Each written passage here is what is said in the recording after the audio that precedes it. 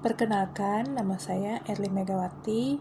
Saya mahasiswi di Trilogi, Program Studi Pendidikan Guru Sekolah Dasar. Hari ini saya akan mempresentasikan tentang anak berkesulitan belajar atau learning disabilities.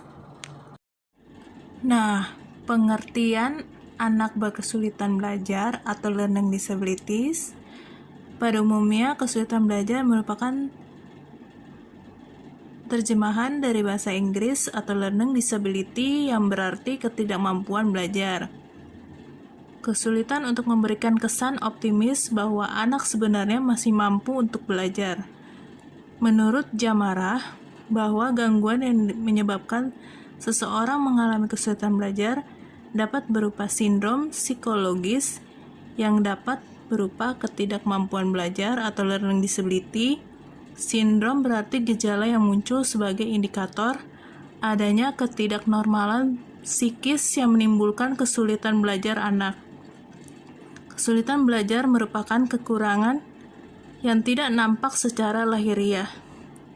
Ketidakmampuan dalam belajar tidak dapat dikenali dalam wujud fisik yang berbeda dengan orang yang tidak mengalami masalah kesulitan belajar. Menurut seorang ahli pendidikan, Dimyati Mahmud, mengemukakan bahwa belajar adalah perubahan dalam diri seseorang yang terjadi karena pengalaman. Menurut Mulyadi, kesulitan belajar mempunyai pengertian yang luas, meliputi 1. Learning disorder adalah keadaan di mana proses belajar seseorang terganggu karena timbulnya respon yang bertentangan. Dengan demikian, hasil belajar yang dicapai akan lebih rendah dari potensi yang dimiliki. Yang kedua, learning disabilities atau ketidakmampuan belajar adalah ketidakmampuan seseorang yang mengacu kepada gejala di mana seseorang tidak mampu belajar menghindari belajar sehingga hasil belajarnya di bawah potensi intelektualnya.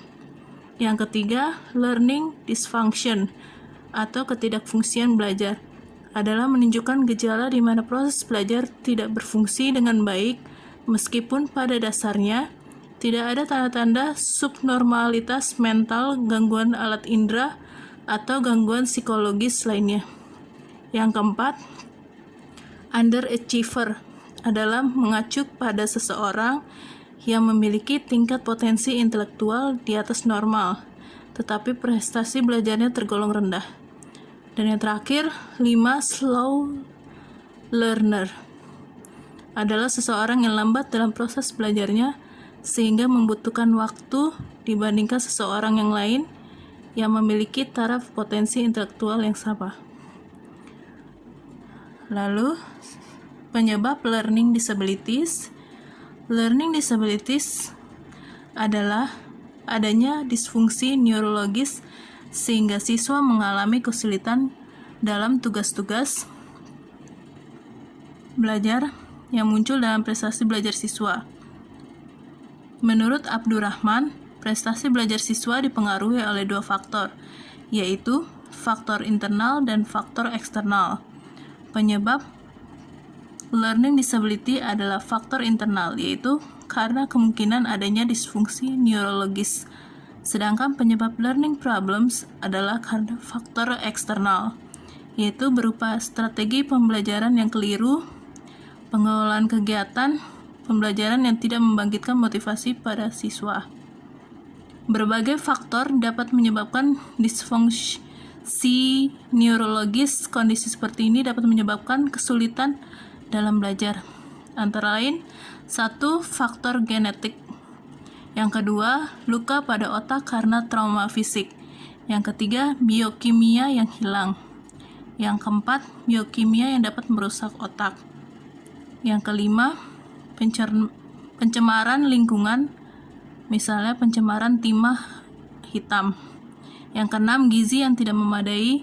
Yang ketujuh, pengaruh-pengaruh psikologis dan sosial yang merupakan perkembangan anak atau deprivasi lingkungan. Faktor internalnya menurut Shah mencakup keanekaragaman hal dalam keadaan sebagaimana dijelaskan faktor intern.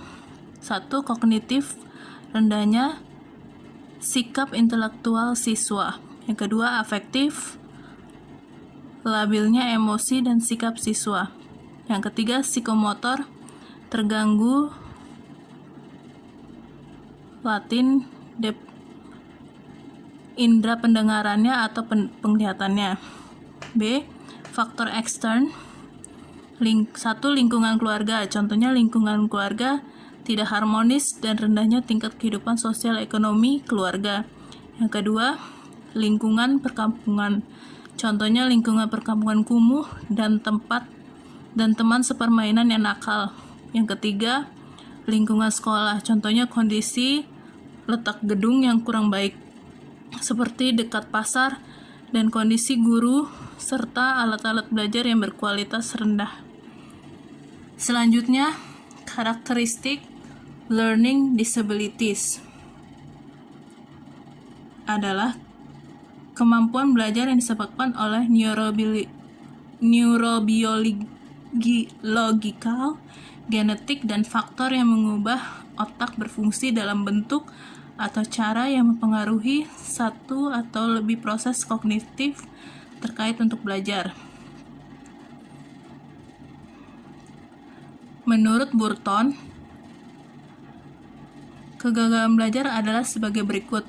1. Siswa dikatakan gagal apabila dalam waktu tertentu yang bersangkutan tidak mencapai ukuran tingkat keberhasilan atau tingkat penguasaan minimal dalam pelajaran tertentu seperti yang ditetapkan oleh orang dewasa atau guru.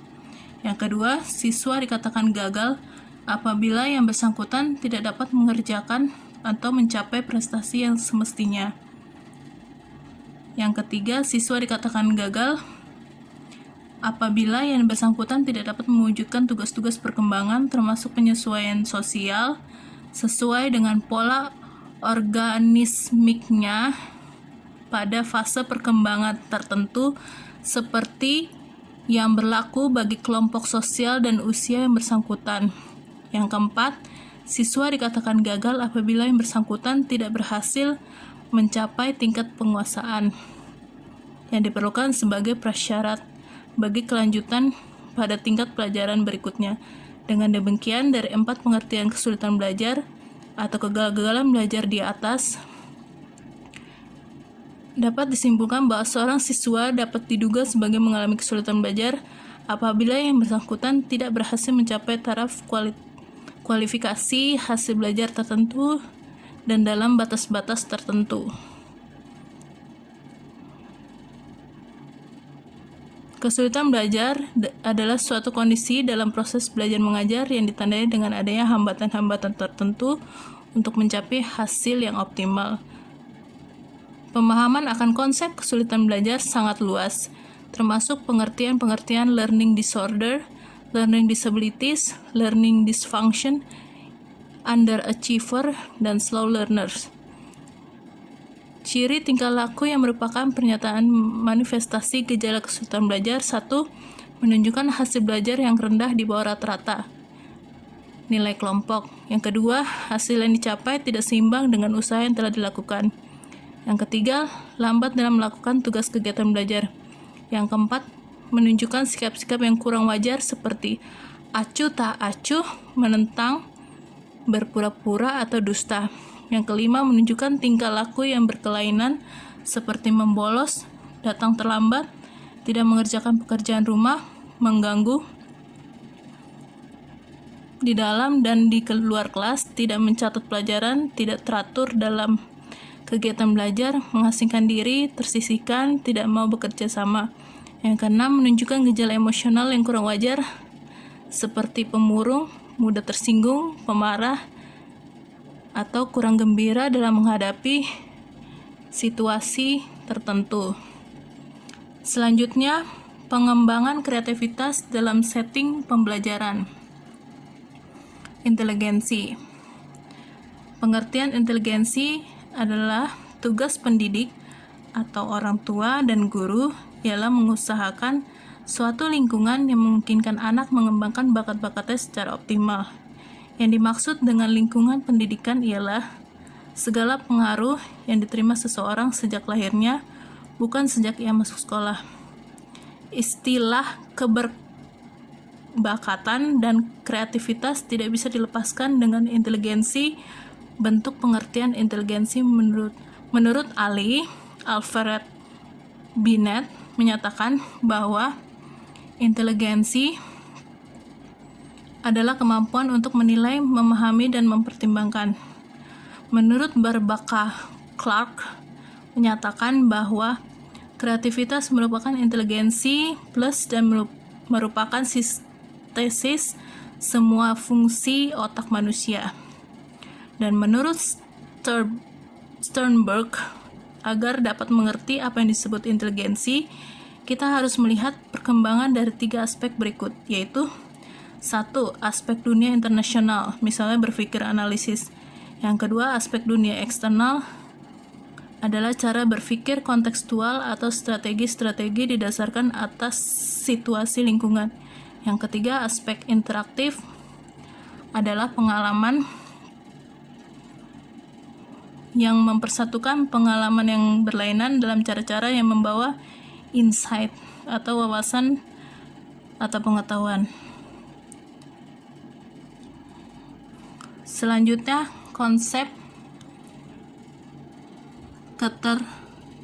keberbakatan. Pengertian anak berbakat menurut Coleman, anak berbakat adalah mereka yang tingkat inteligensinya jauh di atas rata-rata anggota kelompoknya, yaitu IQ-nya 120 ke atas. Anak yang taraf kecerdasannya di bawah rata-rata, yaitu mereka yang mengalami hambatan mental atau mentally handicapped children atau tunagrata. Torrance melaporkan hasil-hasil studinya mengenal kemampuan berpikir kreatif dalam kaitannya dengan keberbakatan. Ia mengemukakan bahwa apabila keberbakatan semata-mata diidentifikasi berdasarkan taraf inteligensi, maka sekitar 70% anak-anak yang tinggi kreativitas tidak akan termasuk ke dalam mereka yang disebut berbakat. Keberbakatan mencakup 3 dimensi yang saling berkaitan, yaitu sebagai berikut. 1. Kecakapan di atas rata-rata. Yang kedua, kreativitas. Yang ketiga, komitmen pada tugas. Menurut Getzel dan Jackson, ada orang yang IQ-nya tinggi tetapi kreativitasnya rendah. Atau sebaliknya, IQ dan kreativitas memang merupakan 2 dominan yang berbeda, yang satu kemampuan berpikir konvergen atau memusat, atau satu lagi divergen atau menyebar. Renzulli, Farrell, Gallagher, Maker juga mengemukakan bahwa anak-anak berbakat memiliki karakteristik belajar yang berbeda dari anak-anak normal. Selanjutnya, ciri-ciri keberbakatan. Di bidang kognitif, perkembangan bahasa yang jauh lebih maju daripada teman seusianya. Di bidang afektif, tampak humor yang dapat dinyatakan secara halus maupun kasar, sangat peka terhadap harapan dan perasaan orang lain, idealisme, dan rasa keadilan yang muncul sejak dini. Di bidang fisik, tampak pada kesenjangan antara perkembangan fisik dan intelektual. Di bidang intuisi, tampak keterikatan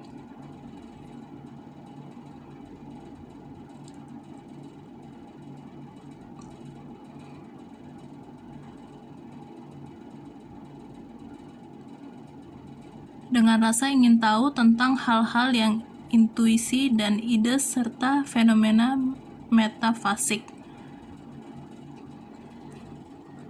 Lalu selanjutnya konsep kreativitas. Pengertian kreativitas dapat tinjau dari 4 segi, yaitu 1. Sebagai produk, suatu karya dapat dikatakan kreatif jika merupakan suatu ciptaan yang baru atau orisinal dan bermakna bagi individu atau lingkungan. Yang kedua, sebagai proses bersibuk diri secara kreatif yang menunjukkan kelancaran, fleksibilitas atau keluasan, dan orisinalitas atas berpikir dan berperilaku. Yang ketiga, sebagai pribadi, kreativitas mencerminkan keunikan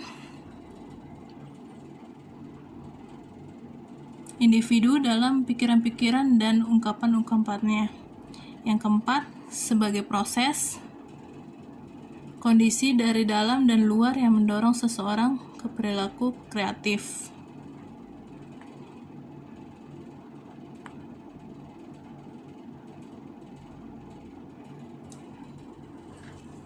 Dan yang terakhir, kesimpulan, kesulitan belajar adalah suatu kondisi di mana anak didik tidak dapat belajar secara wajar disebabkan adanya ancaman, hambatan, ataupun gangguan dalam belajar. Jadi, penyebab kesulitan belajar peserta didik dengan sudut pandang mereka masing-masing. Masalah yang mengganggu keberhasilan belajar anak didik ini sangat tidak disenangi oleh guru dan bahkan anak itu sendiri. Ada yang meninjaunya dari sudut intern,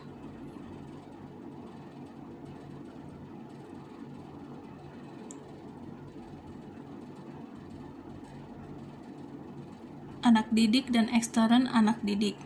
Dari semua gejala yang tampak, itu guru bisa menginterpretasi atau memprediksi bahwa anak kemungkinan mengalami kesulitan belajar.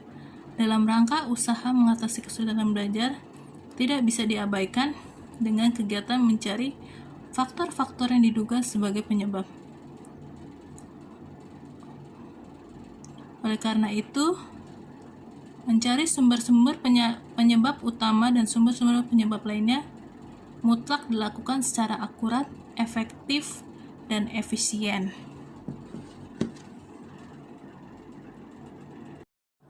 Nah, dalam penanganan anak berkesulitan belajar harus sesuai dengan bentuk kesulitan yang dialami anak.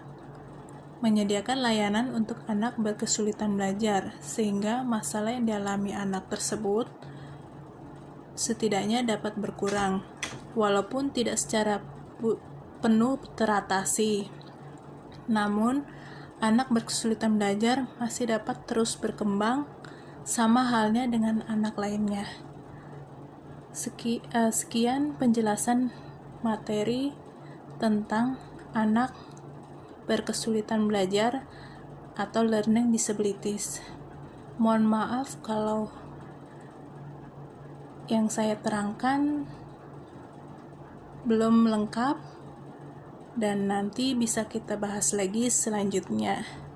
Terima kasih dari saya, Erlin Megawati, Prodi PGSD, Universitas Trilogi.